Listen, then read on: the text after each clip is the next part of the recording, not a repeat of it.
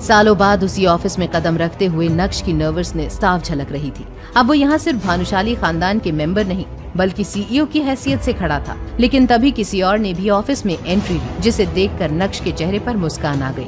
मेरे लिए एक कॉफी भेज दो, बहुत सर दर्द हो रहा है। शिवानी एक्ट्रेस वाले नखरे दिखाते हुए जैसे ही सीईओ के ऑफिस में घुसी, वहाँ नक्श को देखकर उसके पैरों तले से जमीन खिसक गई। अब पता चलेगा कि कौन वॉचमैन है और कौन है सीईओ।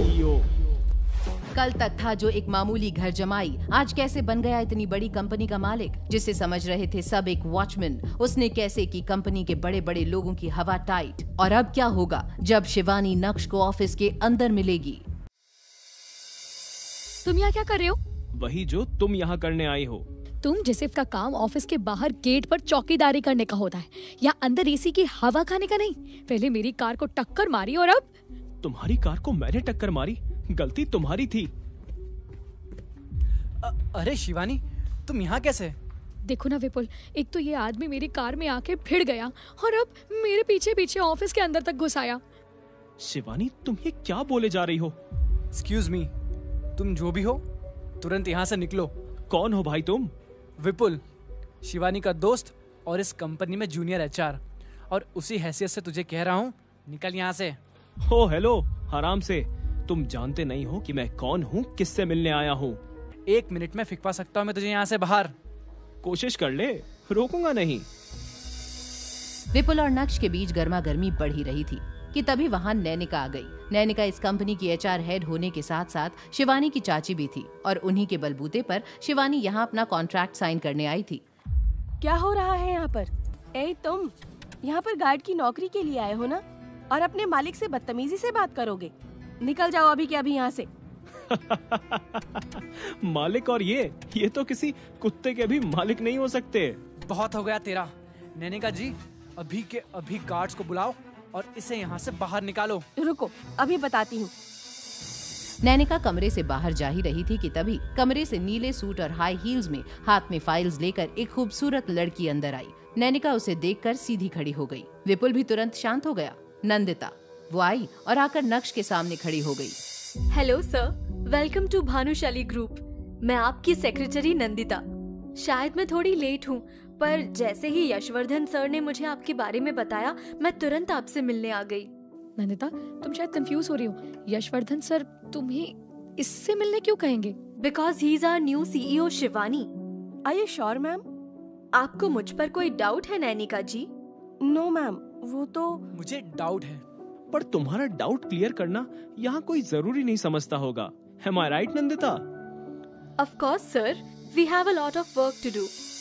एक पल में मानो बाजी ही पलट गई थी। जिसे ये सब एक मामूली गार्ड समझ रहे थे, वो अब इन सब का नया बॉस था। और इस नई ताकत का एहसास नक्श को भी शायद अभी अभी ही हुआ था।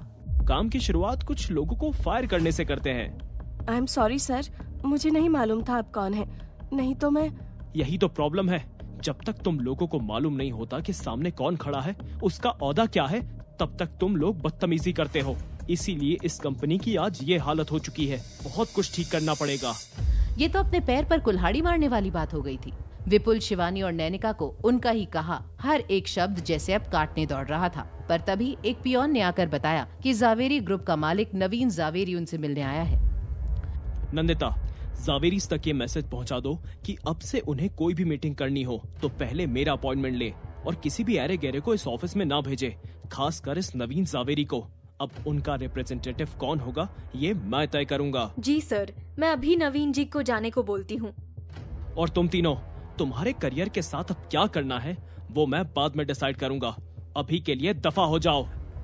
Sorry sir. आगे से ऐसा नहीं होगा। आप जो बोलेंगे हम वही करेंगे। बस मेरा कॉन्ट्रैक्ट। बोला ना यहाँ से निकल जाओ। 1 मिनट और रुके तो अभी निकाल दूंगा। Sorry sir. Sorry sir. यहाँ विपुल, नैनिका और शिवानी सर झुकाकर वहाँ से निकले और दूसरी तरफ नक्श का वो मैसेज नवीन यानी कि मैम्बो अंकल पर एक बॉम्ब की तरह गिरा, जिसने उसके पूरे अहंकार को चूर चूर कर दिया। मायूस भरे चेहरे को लेकर मैम्बो घर पहुँचा और गुस्से में आकर उसने इमरजेंसी मीटिंग बुलाई, जिसमें लगभग पूरा जावेरी परिवार मौजूद था। आज तक मेरी इतनी बेइज्जती करने की हिम्मत किसी ने नहीं की है। अगर इस नए सीईओ का रवैया ऐसा है तो लात मारता हूँ मैं स्टील पर। अभी तुम गुस्से में हो मैम्बो, इसीलिए अनाप शनाप बोल रहे हो। तुम्हें याद रखना चाहिए कि भानुशाली ग्रुप के साथ तुम्हारी ये डील कितनी जरूरी है। अगर ये नहीं रही तो हम जावेरियों के ये ठाट बाट सब मिट्टी में मिल जाएंगे। तो अब क्या करें माँ? उसने तो मिलने से ही मना कर दिया। मिलने से मना नहीं किया मैम्बो, तुमसे मिलने को मना किया है। मतलब कि जावेरी परिवार के नए रिप्रेजेंटेटिव को चुनने का वक्त आ ही गया। सालों से चली आ रही जावेरी खानदान की प्रथा, जिसमें चुना जाता था परिवार का एक ऐसा व्यक्ति जो जावेरियों की आन बान और शान बढ़ाने में कोई कमी न छोड़े, और मैम्बो के बाद परिवार को जरूरत थी एक नए यंग रिप्रेजेंटेटिव की। ये लो, शैतान का नाम लिया और वो मैम्बो। मैं तो मजाक कर रहा था माँ, पर अनीका से तो पूछिए क्या वो इतनी बड़ी डील के लिए तैयार है? अनीका, तुम तैयार हो ना? दादी, पर मैं अभी। परवार मत करो अनीका, तुम्हें पता है ना इस डील से जावेरी परिवार को कितना फायदा होगा। और फिर कल रात तुम ही तो इस परिवार का रिप्रेजेंटेटिव बनना चाहती थी, तो अब? आपकी बात ठीक है मैम्बो अंकल, पर अभी तो मैं इस सब के लिए बिल्कुल भी तैयार नहीं हूँ। नहीं हो तो हो जाओगी। अंजी कॉर्पोरेशन जैसी कंपनी तुमने अपने बलबूते पर खड़ी की है, भले ही वो नुकसान में हो। और फिर क्या पता इस डील के बाद माँ तुम्हारी अंजी कॉर्पोरेशन को भी रिवाइव करने में मदद कर दे। मेरा फैसला तय है अनीका, अब तुम ही जावेरीज को रिप्रेजेंट करोगी। तुझे अपने आप को साबित करना है, इससे अच्छा मौका नहीं मिलेगा अनीका। Go for it.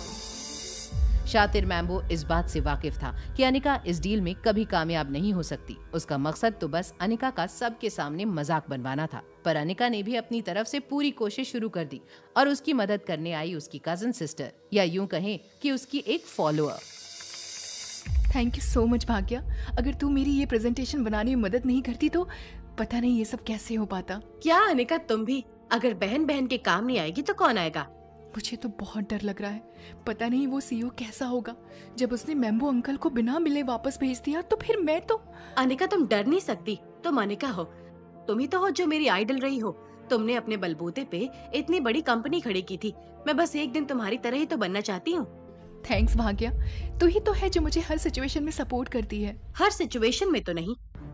मतलब आई डोंट नो।